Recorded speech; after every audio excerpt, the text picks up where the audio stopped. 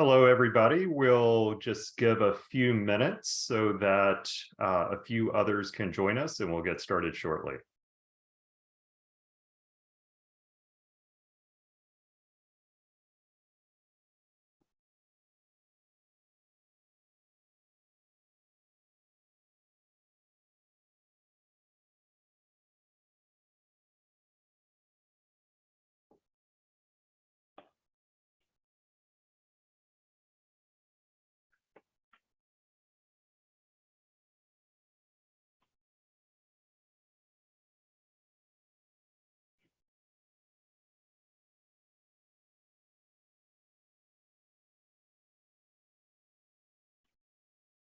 As you're joining, we're just waiting on others to join us as well. So give us just a moment and we will be getting started momentarily.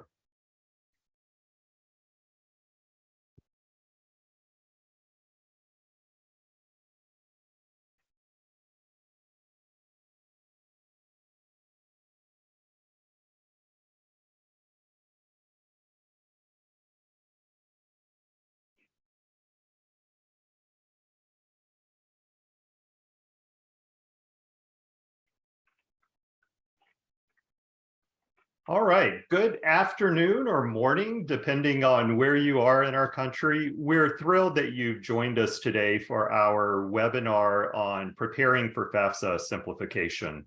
Our goal today is to really help you demystify FAFSA simplification, but also to discuss how your campuses might be able to better collaborate across units to really ensure a positive student experience through this transition. We want to particularly focus today on how you can think about those responses through a strategic lens.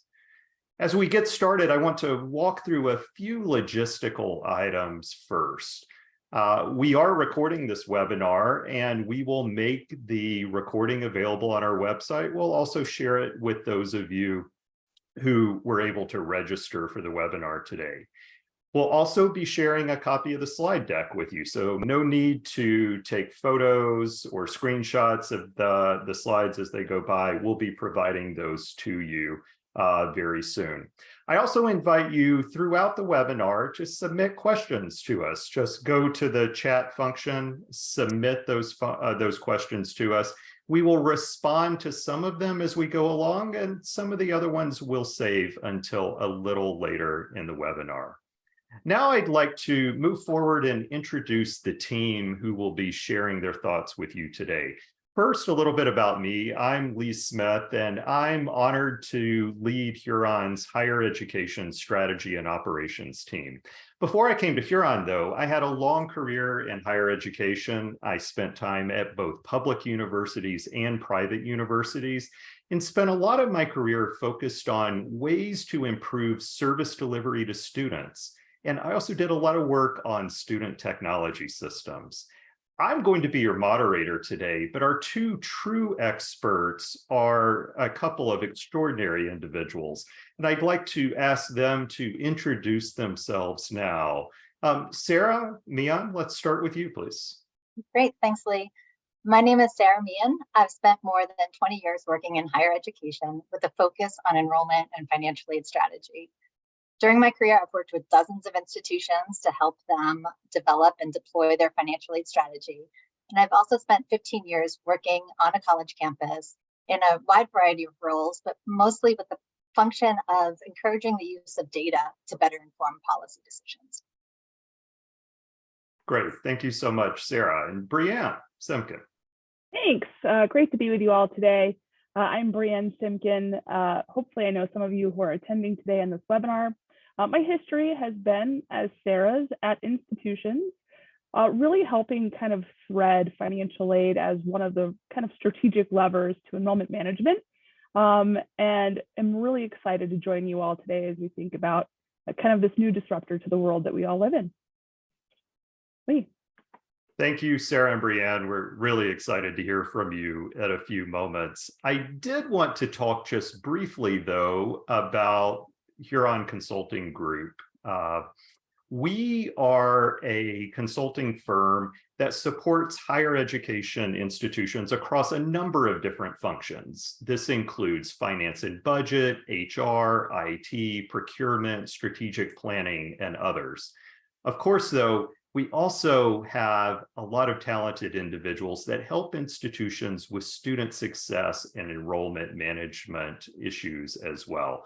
The bottom line is this: whatever type of institution you represent here today, whether it is a small college or university or a large Research One university or any type of institution along that spectrum, our team has experience with similar institutions to yours, and our experts have deep knowledge across the higher education space, and our experts focus solely on higher education itself. Let's get started now by actually engaging with you a little bit through a poll. So you should see a poll emerge on your screen, and we would like to ask you the following. To what extent have campus leaders at your institution, beyond the financial aid office, been involved in conversations about FAFSA simplification? Do you feel like you're all hands on deck, that you've had cabinet level conversations from the beginning? Or is there your sense that there's just broad awareness among key institutional leaders? Or do you feel like it's just on the radar, but it's really been focused at the financial aid director level in order to manage the transition? Which of these options fits most appropriately?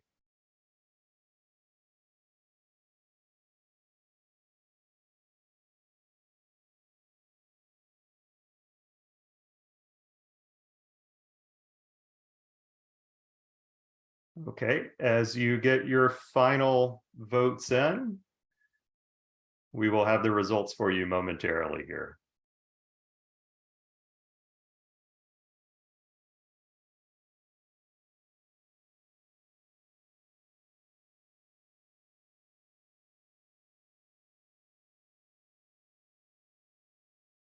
Okay, very interesting. So we have a minority of institutions here who really feel like this has been an all hands on deck exercise across the institution.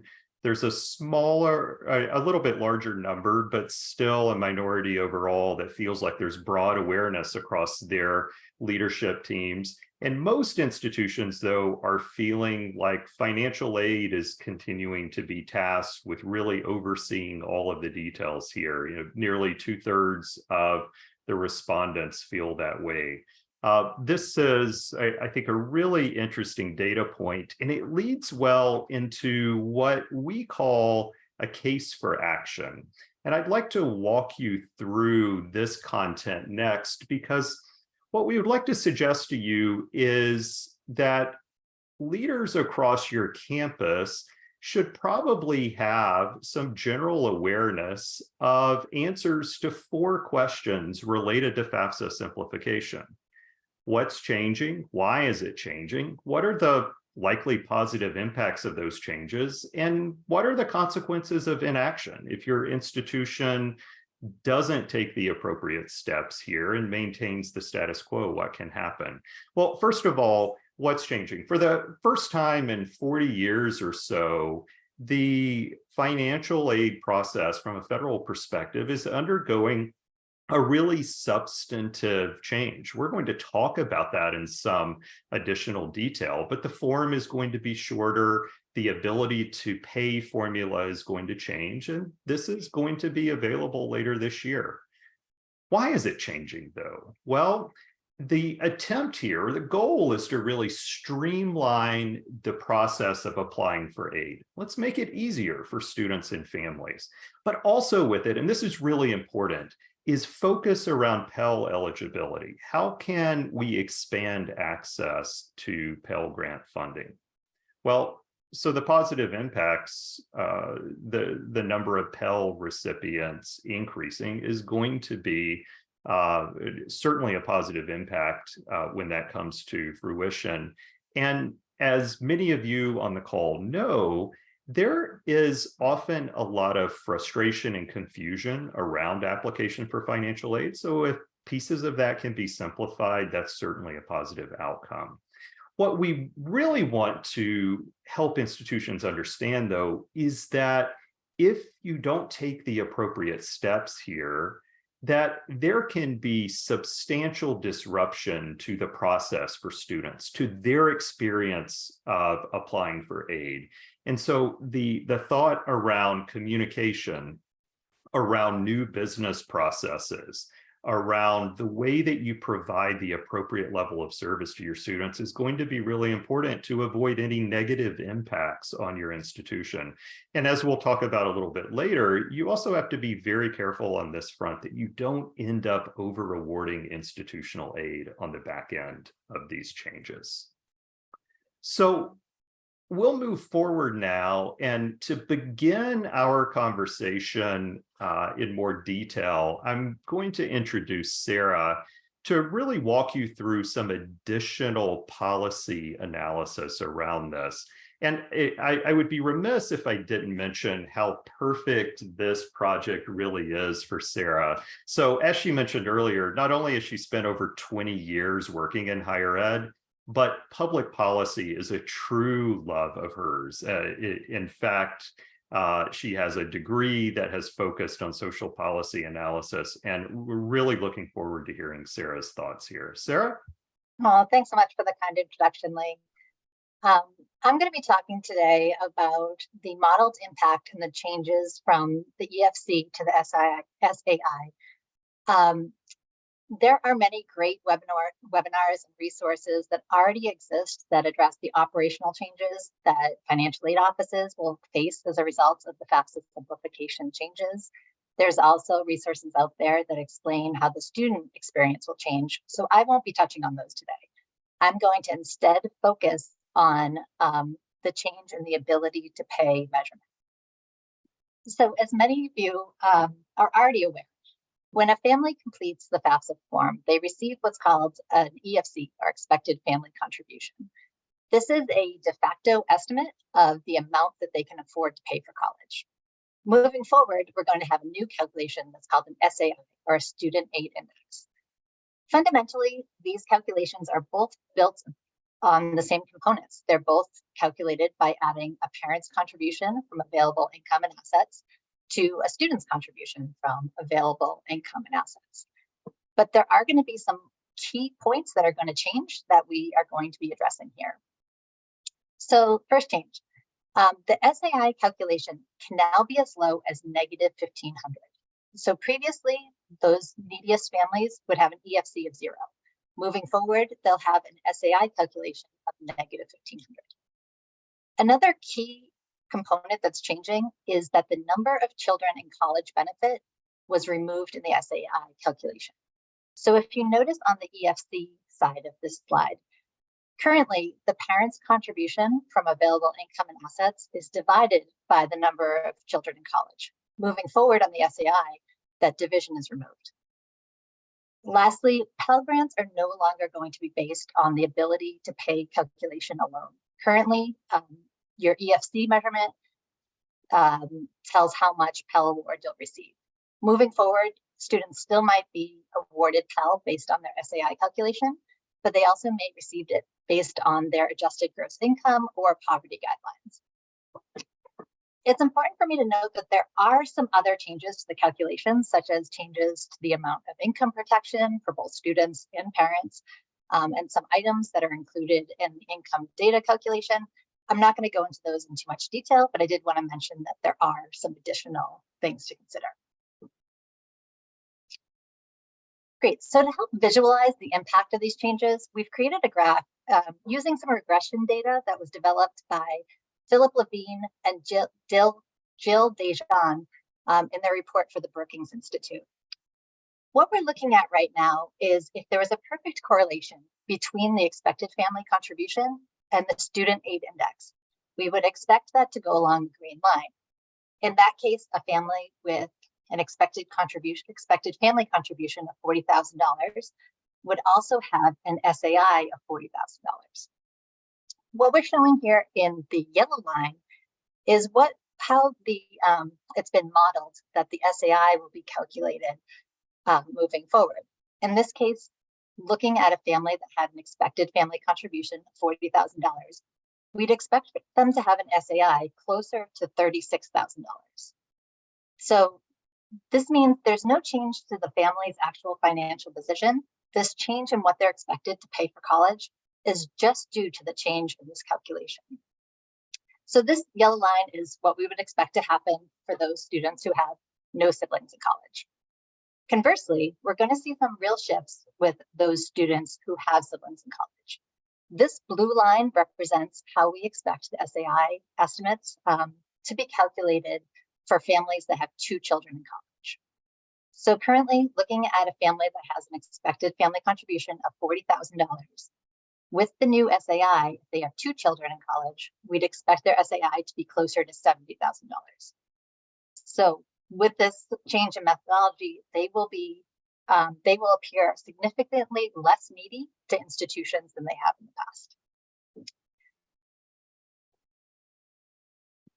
So let's talk a little bit about the impact of these changes. There are 3 big ones that I'd like to talk about in some more detail here. The first, we mentioned earlier, it's the change in Pell Grants. So with this change in the ability to pay calculation, many more students are going to receive federal Pell Grants than they have previously. The Brookings Institute estimates that there'll be over 100,000 more students who will be eligible for Pell Grants. There'll also be more money awarded in Pell Grants. So the Congressional Budget Office actually estimates that $3 billion more will be spent in Pell in the first year of FAFSA simplification compared to what was awarded in the prior year. This is due to both the expansion of more students receiving the award, as well as students appearing needier than they have in the past. The next group that I wanted to talk about are the siblings in college. As we showed in that last slide, families with more than 1 child in college will be expected to contribute much more to college costs than they have in the past. I've received the question a lot, why was the siblings in college benefit removed? And it was removed to correct a perceived inequity between families that have children closer together versus those who have children 5 or more years apart. It was also removed to make the calculation of Pell Awards easier, which was one of the fundamental goals of the FAFSA Simplification Act. Lastly, the negative ability to pay. As we've already mentioned, currently the floor for the EFC is $0. Moving forward, families can have an SAI of negative $1,500. The max Pell Awards will not change for these students, so they'll be receiving the same amount of federal aid, but they may receive more institutional aid as a result of this change. Given these changes, I wanted to run through a few examples so that I can illustrate on a case-by-case basis what will be changing for these families and the institution. So my first example, we're looking here at a private institution. This institution has an institutional policy of meeting 70% of financial need. The student here has no siblings in college and an estimated family contribution of $25,000. So looking at the cost of attendance will be $65,000 for this institution. The ability to pay with an EFC is $25,000. But when we look at what we'd expect to see with an SAI, it will be lower. It will be almost $4,000 lower, closer to $21,000. These estimates were calculated using the regression analysis that we outlined earlier. So with this lower SAI, we'd expect this family to appear almost $4,000 needier than they have in the past, even though there's been no change in their financial situation. For this example, the students would not receive federal awards either before or after the change, and the state award and the institutional merit would remain the same, we're assuming that they're not need-based. What would change is the institutional need-based aid. So previously, 70% of their need would be $10,000. With their new need calculation, it would be over $12,000. So the institution would be awarding an additional $2,600 in institutional aid. Let's go now to another example. So this is still, we're still assuming that this is a private institution that meets 70% of financial need. This student has no siblings in college as well and a 0 EFC. So with the EFC calculation, as I mentioned previously, it would be 0. With the SAI, it would be negative 1,500. So what this means is that the student would appear needier by $1,500. As I mentioned, the Pell Grant will not change. The student will receive max Pell both before and after this new calculation. And we're assuming that the state aid and the institutional merit will remain the same. Again, in this case, what will change is the institutional aid. The institution is committed to meeting 70% of need, and therefore will be responsible for awarding an additional $1,000 to this family. Our third example, we move to a public institution. So we are considering, in this case, a student, again, no siblings in college, who has an EFC around $7,500. The cost of attendance is lower, it's at $27,000. In this case, a EFC of $7,500 is not low enough to be eligible for Pell, but it is close to the threshold. With the new calculations moving forward, we'd expect their ability to pay calculation to be below $5,000, so be at around $4,900. In this case, the student obviously would have more need, but they'd also be eligible for a Pell Award of over $2,500. In this case, we're assuming that the institution does not have a need-based aid policy. Therefore, the real change here is the cost that the family would pay to the institution. It would be less the amount of the federal award.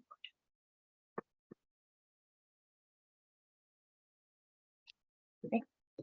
And our last example, this is the reverse of what we've seen previously. So this is, again, we're going back to our private institution. They meet 70% of need, and the student has a sibling in college. Again, we're showing the cost of attendance of around $65,000, an ability to pay of $25,000. Their SAI will almost double. It will be above $40,000 moving forward. Under the EFC methodology, the institution would award the student $10,000 in need-based aid to meet 70% of their need. However, now that their need has dropped by almost over $17,000, they are no longer eligible for institutional need-based aid, meaning that their financial aid award would be less $10,000, and they would be responsible for paying that much more to the institution.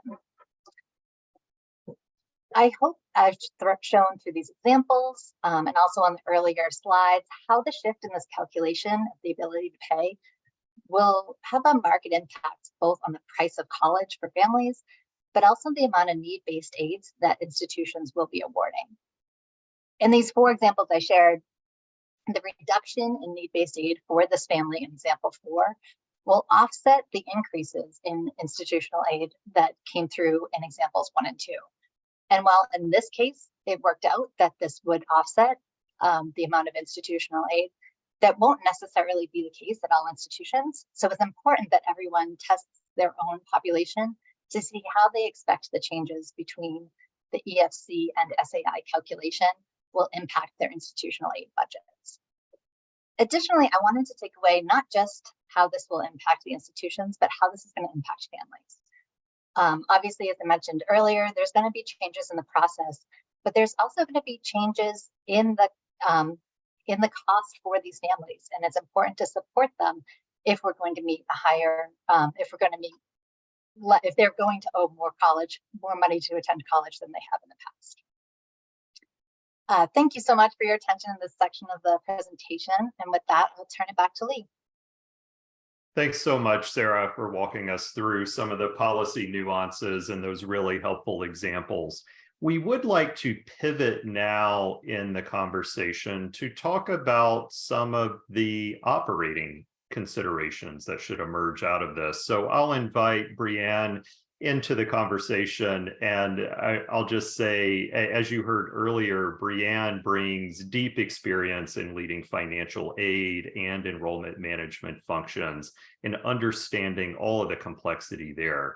But in particular, Brianne brings a real persistent focus on improving the student experience from a service perspective.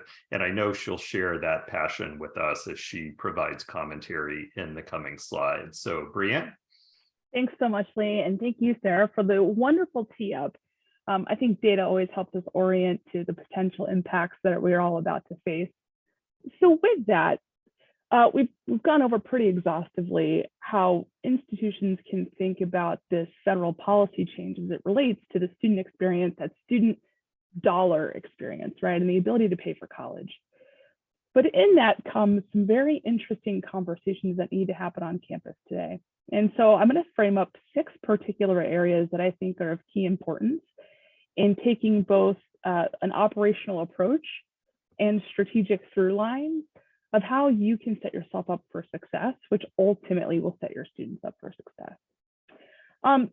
So first, I would implore all of you to really think deeply about policy at your institutions, not just around who is going to receive what money, awarding policies and awarding eligibility, but what is your position going to be with professional judgment?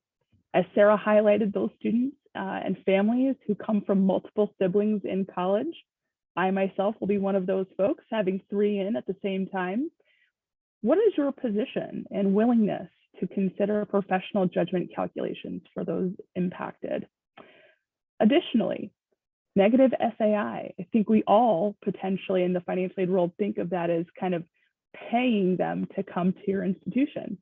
And so what would be the institutional policy for students who may fit that criteria to have aid eligibility that could potentially be in excess of need from our old way of thinking?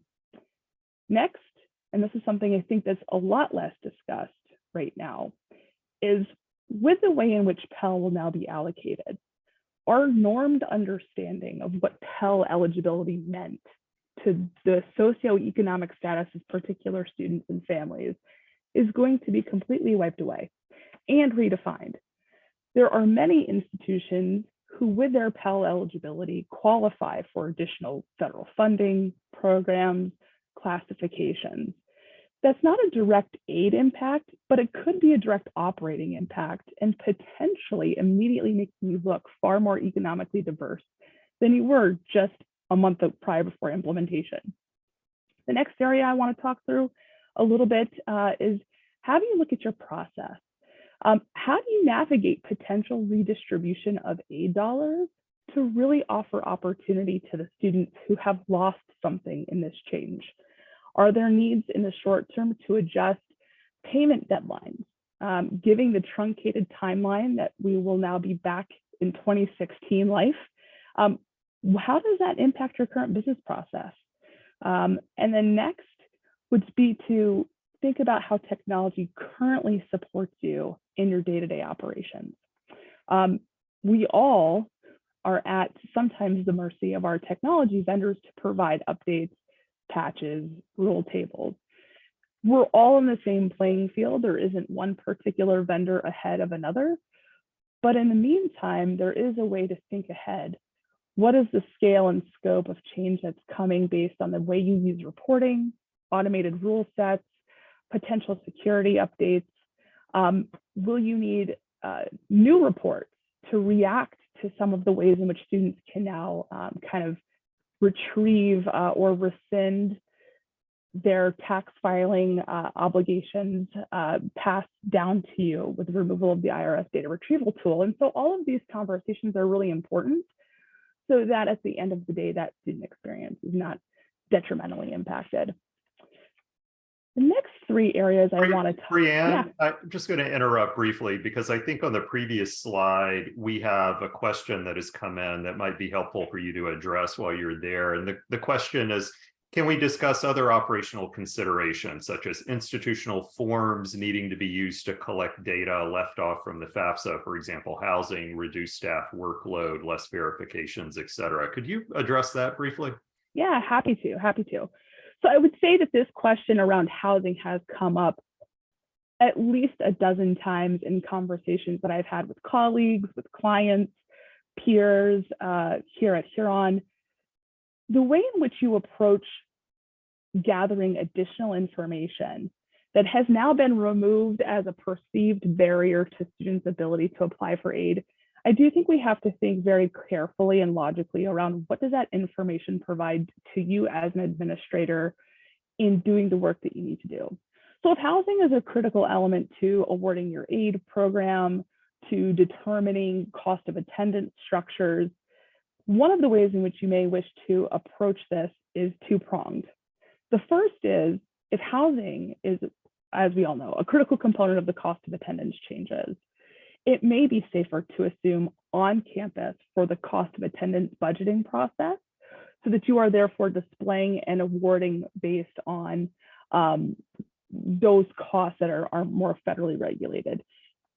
But on the counter side of that, right, some of those cost variances between on-campus and off-campus are very different. And you obviously, some institutions don't incentivize off-campus living. And so that could be critical in how you approach your aid programming. Given the amount of time we have right now, and that it's for fall of 24, there may be a way to consider adding just a single question to an admissions application, right, around the housing problem, and seeing how students can offer up that information as they're entering. And then for your returning students, making assumptions based on just the prior year without having to collect additional information or having them fill out additional forms. Reduced staff load, I think, by and far is the new kind of epidemic within higher education. So with thinking about reduced workloads, there may be an ability for offices to kind of realign the resource within your office to where you're maybe just now back on even keel. Now, if you're in an institution where that, has not been a problem for you, those are obviously some other critical discussions that you can have. But I would say by and large, as I think about this change coming in for most of us in the aid offices, some of the removal of the burden is welcome, just because the amount of understaffing that's been perpetuated over the last 3 to 4 years obviously allows us time to catch up.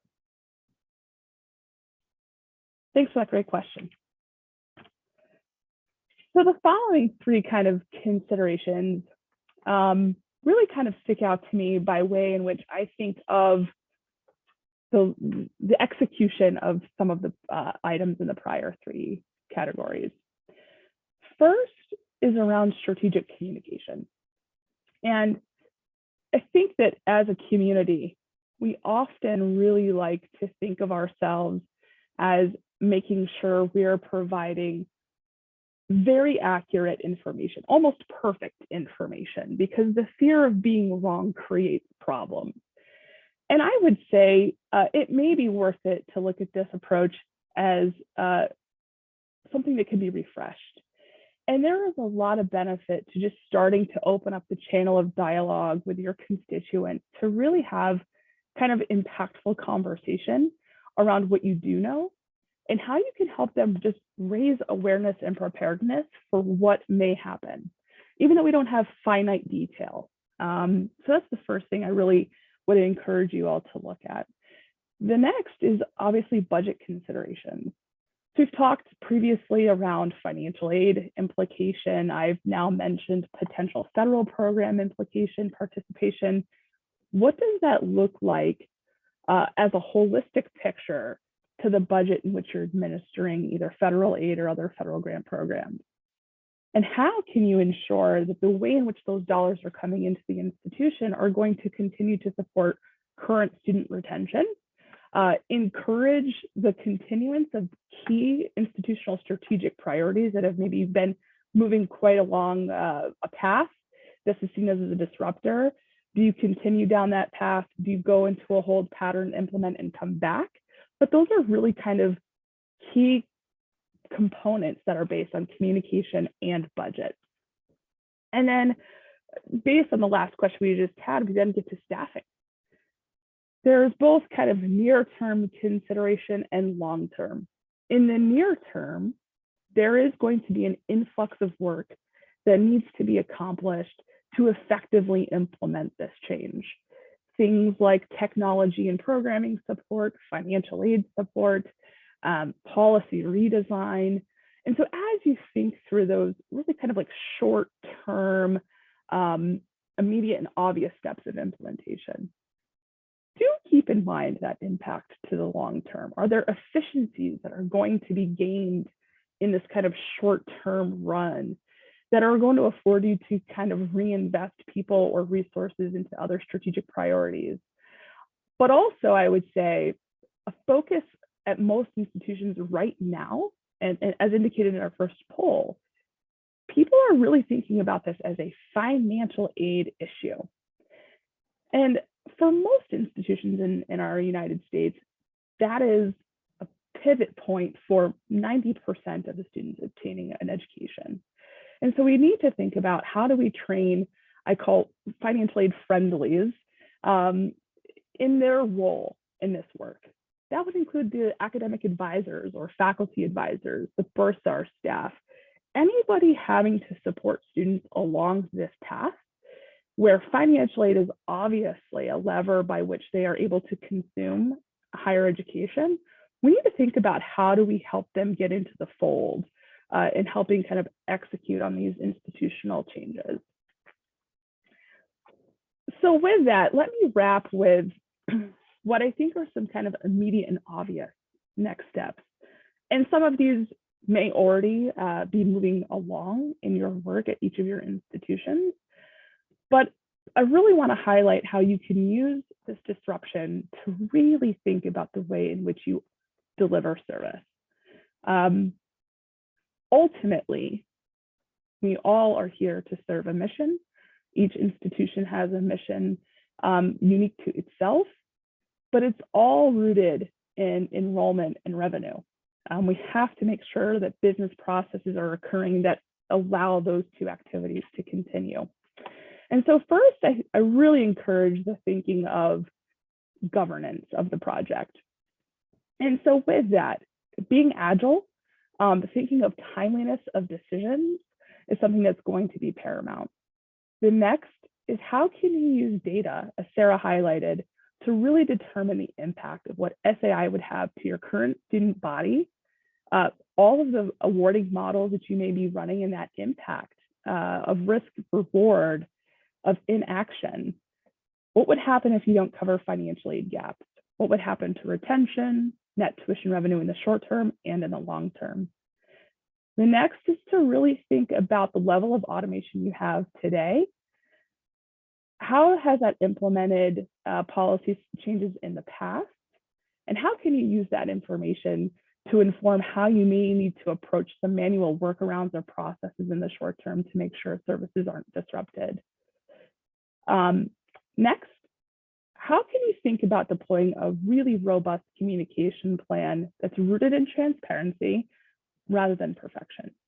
Being a source of information to your constituents is what is key. They need to see that you are the source of go-to information. And I would say it's very similar to how we managed the change that COVID brought to each of our campuses. We didn't know everything as it was happening to us, but we knew that communicating what we did know helped create awareness and some security for our students and families, faculty and staff at each of our institutions. And so I would approach this with the same way in which you think of the FAFSA change. There's a lot we don't know. There's a lot at the student level you may not be able to articulate just today, but I do think there is a great way to think about a strategic engagement plan that really sets these students and families up for success, as well as the faculty and staff who are kind of charged with reacting and dealing with these changes live time and in person. So talking points and how to navigate difficult situations kind of really come back up to the surface with this change. And so with that, Lee, I'll turn it back over to you to help us wrap up our conversation today. Thanks, Brianne. I appreciate all the content that you walk through and really like this slide as a checklist of items that we would encourage you to think about with your institutional leaders. Have you paid attention to all 6 of these items? Do you have adequate resources and focus on all of these items? because we believe this is really going to be important for success as you move forward. And so in the context of this, though, we would like to move forward to our second poll question to get some feedback from you all. So we will launch that now. And based on the content we've presented today, how prepared do you feel your institution is to successfully navigate this transition? Overall, you're confident that you're well prepared, or perhaps you feel like you've got a plan in place, but you still have some work to do? Or after hearing some of this conversation, do you feel like the impact of these changes might actually be broader than what you realized before? Or if you're upon reflection, if you're being honest, maybe you feel like you're just really underprepared overall as an institution. So we're very curious to get your thoughts here. We'll give you a few more moments to respond, and then we will share the results with everybody.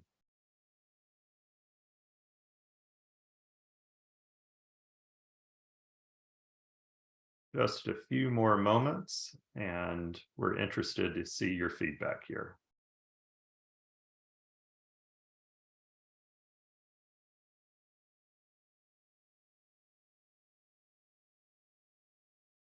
All right, so very interesting results here. So we have 5% of attendees are feeling very confident that you're well prepared.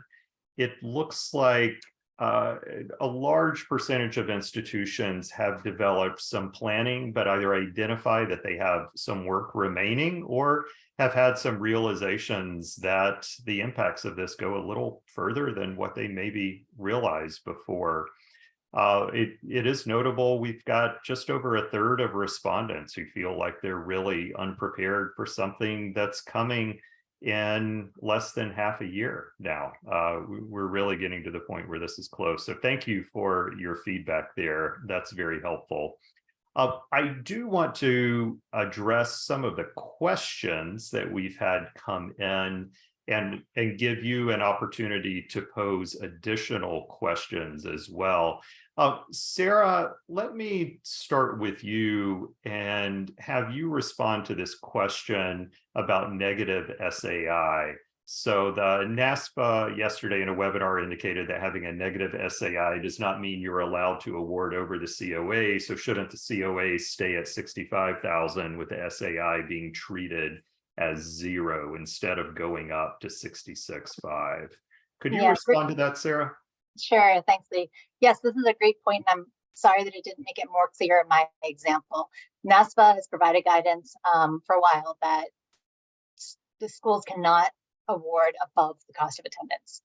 I didn't make that clear in my example previously. What I was trying to address there, that schools can now identify the neediest students, and if they were to continue to cover their university goals for percentage of need covered, that could be the amount that they award students. However, institutions are not allowed to award over the cost of attendance. And to that, I think something that's really interesting, that example highlighted a cost of attendance that's really high, right? But I think something we need to think about is what would that impact be at a maybe public institution where the tuition price point is low, they have Pell, they've already been receiving some institutional aid. Now, if you don't have a policy that says that the student cannot receive access grant funds above and beyond your tuition, in that particular case, that student may be now getting a refund. And how does that potentially impact revenue over time, right? So just something, food for thought.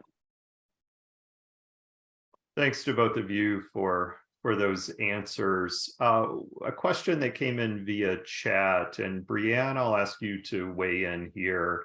So the question reads, does Huron have training for information technology staff that currently work with financial aid packaging and data reporting to inform them on the FAFSA simplification, the technical information needed for the transition? How would we recommend that institutions think about this need? Yeah, absolutely. So I guess the first direct answer is yes. We obviously have staff that can help really kind of vet and think through the support in areas in which technology is going to be impacted depending on the information system that you're all existing in. But what I would encourage you all to do is really just start creating a running list. As you think about the processes in the next cycle, the 23-24 cycle, as you're running reports, as you're writing rules, as you're setting up your verification comm plans and your verification rule sets, think about how would that be changed or impacted by the SAI, and just keep a running list of the report name, of the rule names, computed columns that are going to need to be edited. And of course, yes, we as well as I'm sure many others, are very capable of helping institutions think through that. But that's where I would encourage you to start. Thanks so much, Brianne. And I'll ask both of you to respond to the next question we have here. Sarah, I think I'll start with you, but would this simplification introduce more risk to financial aid fraud? What are your thoughts there, Sarah? I think it's difficult to anticipate what the potential impacts might be. I know this is something that both the federal government and institutions are going to be watching closely. But I'm not sure that we know exactly how this will play out. I had the unfortunate, maybe yet fortunate experience of dealing with a high rate of fraud at my last institution. We were an online adult serving institution, so we were already kind of prone to additional fraud elements that happened with financial aid. We have found that there are actually fraud rings, right? They are paid to explicitly apply for financial aid, apply for admission, receive money, and then kind of walk away and disappear. I think with this change, we're not necessarily susceptible to new fraud or additional fraud, but I think that having trainings and some key awareness, think about the types of students you usually admit, that you usually award. Can you identify particular attributes where you can write a report and say, hey, if this student applies for financial aid and applies for admission, and there are 0 credit transfer students, maybe that should be a flag, right?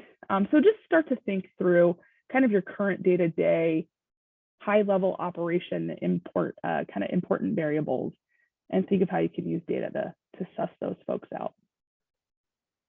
Thanks, Brianne and Sarah, both for your thoughts there. So going to our next question that was submitted, Brianne, I'm going to ask you to weigh in here, because this is really at the heart of student service, and how do you ensure that you're not just tackling the technical elements that apply here, but you're thinking about it holistically in terms of how some of these changes can feel substantive. So the question here is, for continuing students, some of this may come as a surprise and will likely result in some disappointed students and families. What can institutions do to prepare for these changes for continuing students? What's your advice there?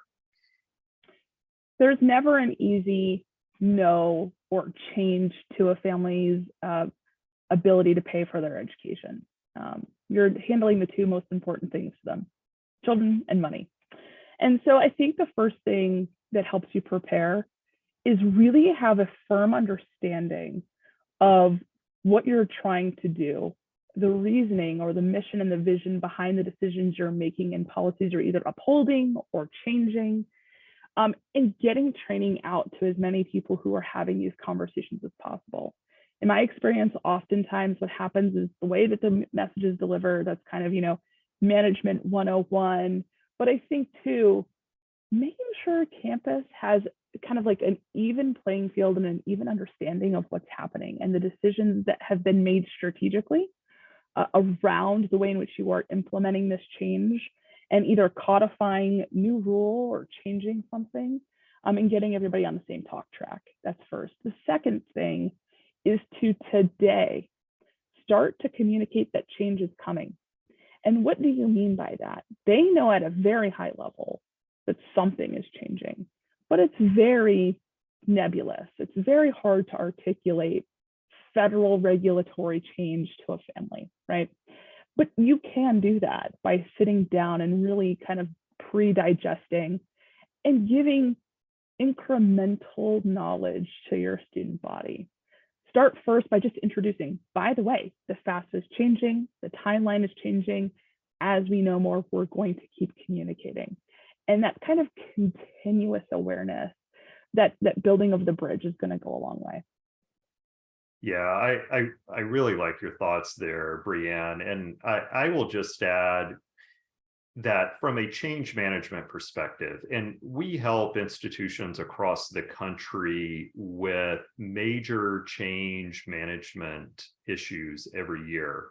And one of the strategies we often encourage is to think about the change, not from your seat as an administrator, but thinking about it from the perspective of students or parents. Put yourself in their seats for a moment and really think about what we call their frame of reference.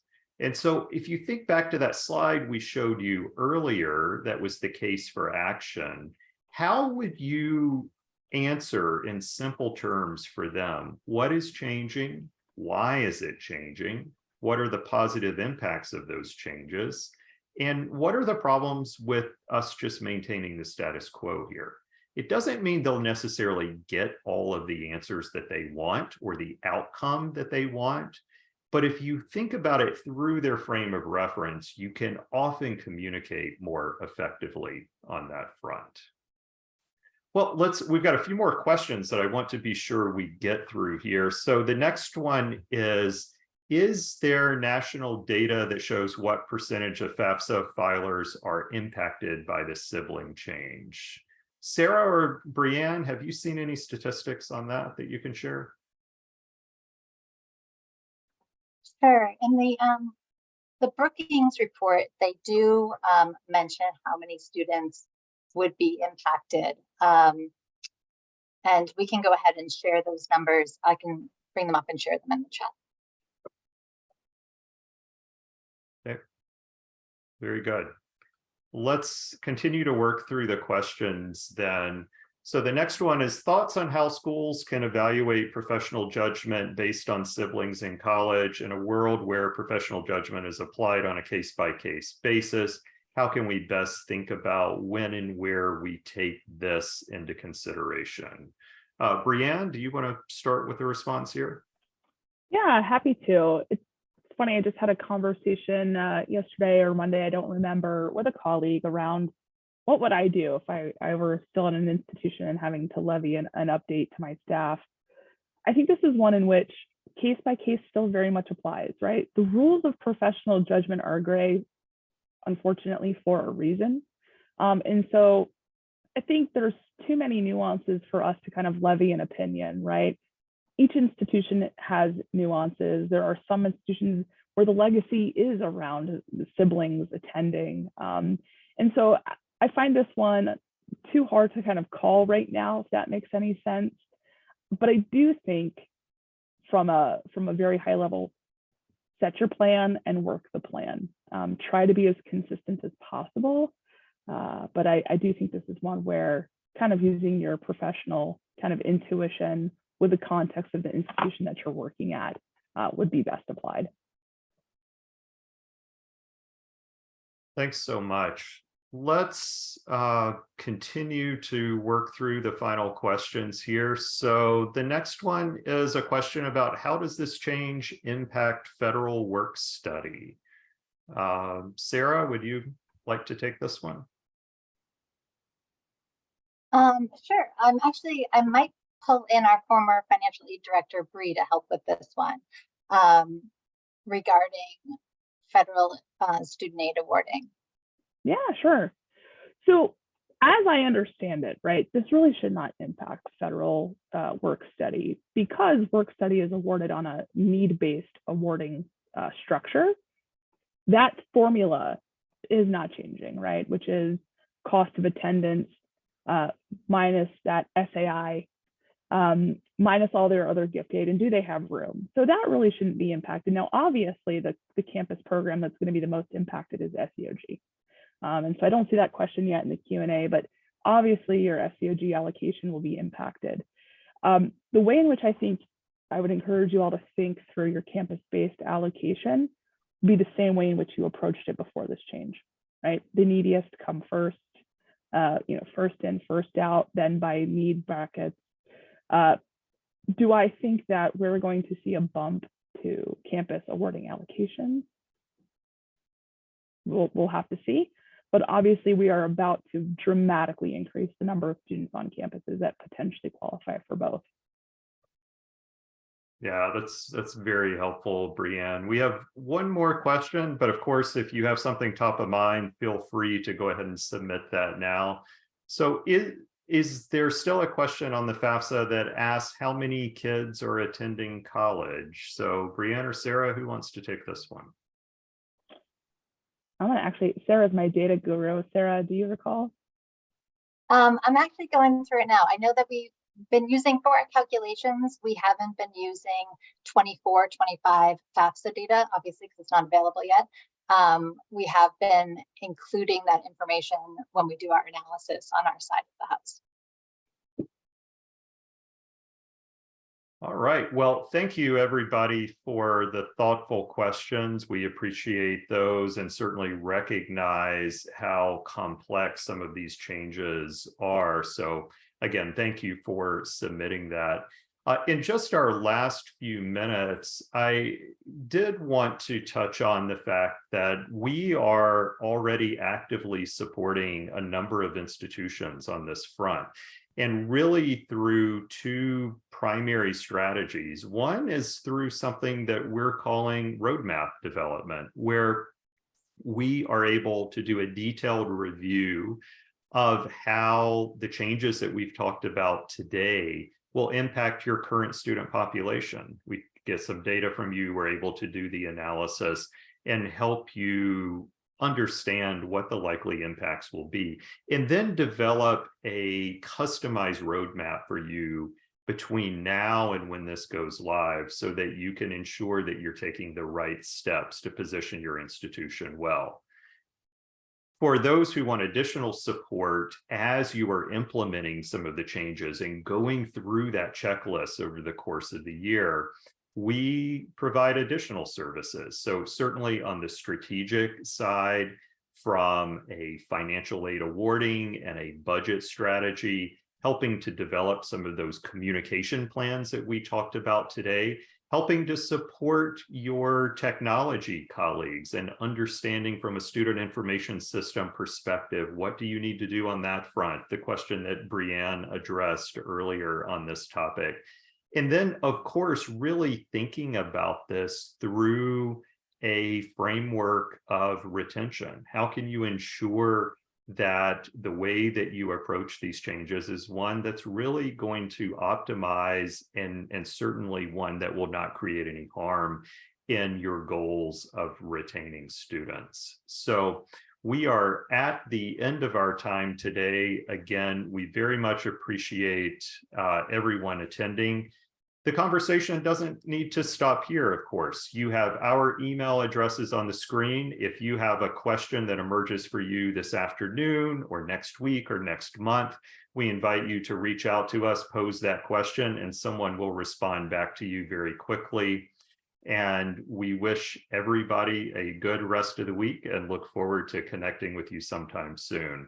Thank you, Brianne and Sarah, and thank you, everybody, for joining us today. Have a great week.